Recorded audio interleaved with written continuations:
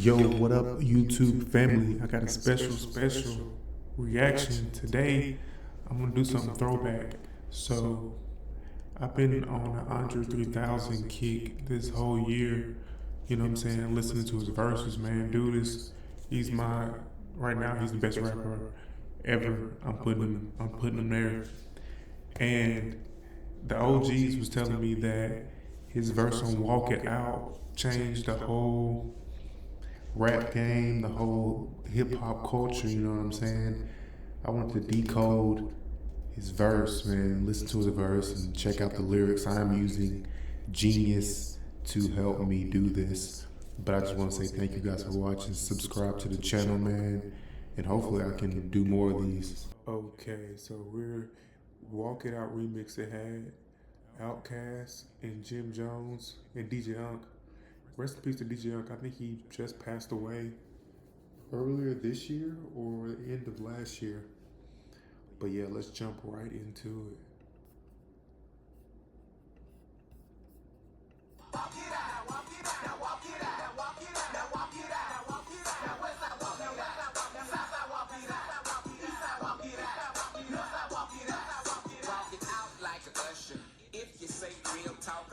Won't trust you. If you want to go to war, the gun's my pleasure. Even Jesus had 12 disciples on the level. Trigger, whatever. He don't want now they get 3,000. I'm like Jared, dude. You're new to this part of town. Your white tee, well to me, look like a nightgown. Make your mama proud. Take that thing 2 sizes down. Then you. So, this is what they were saying, like, your white tee, well to me, look like a nightgown. Make your mama proud. Take that thing 2 sizes down.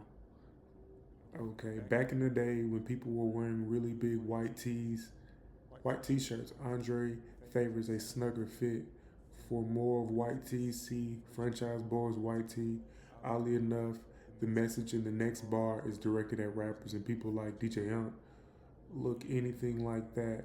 So I think the craziest thing about this verse is that 3 Stacks, he's jumping on a verse and a song of, like, you know, the typical Atlanta sound at that time, where they was wearing big ass white tees and oversized jerseys, oversized jeans, like, and they was just telling me like this verse really changed the way people was moving in Atlanta, because it's just so crazy. It's like that Soldier Boy, that era where they was doing all that.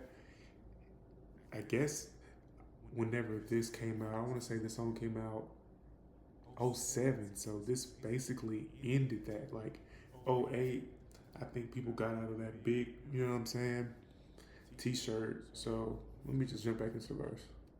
Look like the man that you are, or what you could be. I can give a damn about your car, but then I would be if it was considered a classic before the drastic change in production when cars were metal instead of plastic. Value is what I'm talking about. Take 2 of these and rock it out. You'll be the reason they shout it out. You can't be the king in the parking lot forever. Not.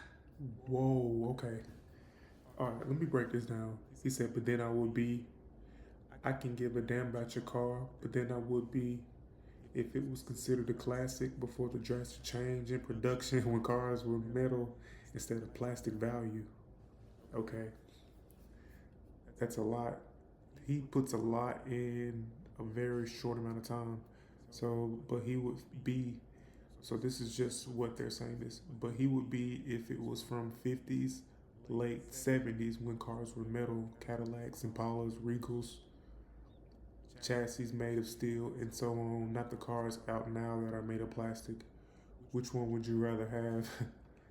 He also is playing off the phrase, I couldn't give a damn.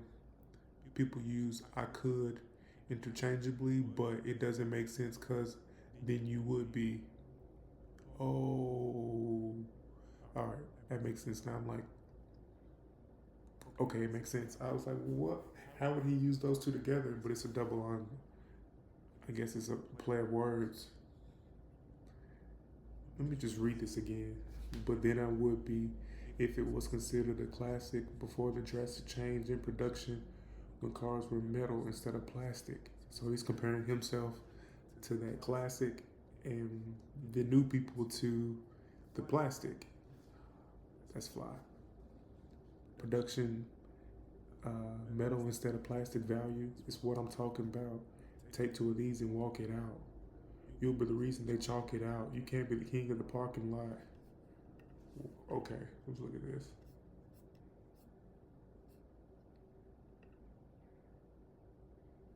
You'll be the reason they chalk it out. Chalk it out is a reference to a chalk outline of a dead body, meaning that if these rappers that he has been addressing stay on their path, they will become exposed to violence. And you can't be the king if you are lying dead in the parking lot. Okay. Yeah, bro is he. This is we have. Just imagine if Shakespeare got on a DJ Young Walk It Out remix. This is what we're getting as far as how poetic, I just feel like when he's rapping, it's like your uncle, you know what I'm saying? The OG is like giving you real game on life.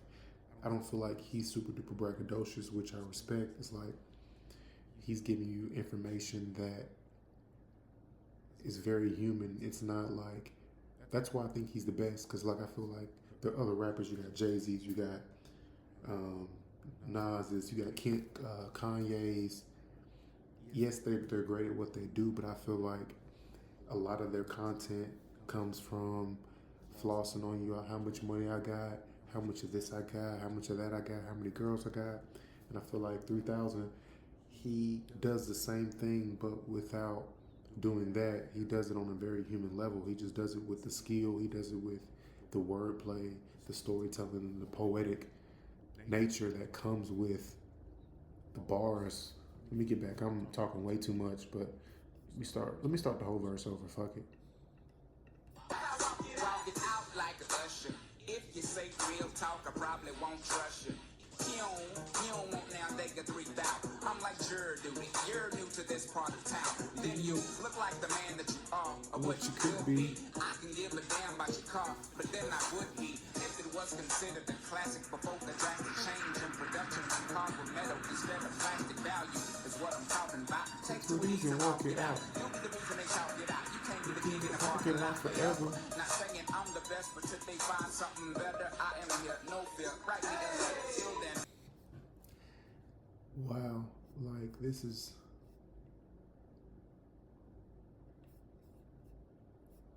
okay. With the big me, man. Thank you guys for watching. When I tell you, bro, like I hate him so late to it, but like, man, this dude is. I think he's like miles ahead of the competition. Like, obviously, you got artists that got way more input. That's like putting out more product, more songs, more albums. And I think we on the Out the Box podcast, we had like the best rapper out of the South, and he made it to the championship, and he lost to Wayne. I picked him, but like you got people like Wayne, you got people like Future who are definitely have more music out, but I don't think the substance that they deliver is anywhere near what you're getting from 3 Stacks just on any verse. Like, I referenced this verse because I was very young when this came out. I was 2007, like I'm born in 95, that I'm 12 years old. So I heard the verse and I thought it was cool, but I didn't know I just didn't quite quantify what he was talking about. And when I read it today, it's just like, even then he was like, yo, I get it, it's fun, but this is the way to longevity. You know what I'm saying? Like, you don't gotta be the king of the parking lot, bro. Like,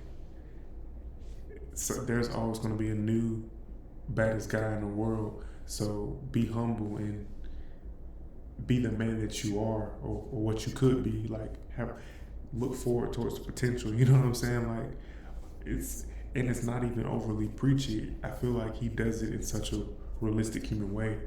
But that's gonna do it for the rest. That's gonna do it for this verse, man. Like, what do you think about this verse? Where does it rank in his catalog of verses, man? Because there's a ton, man.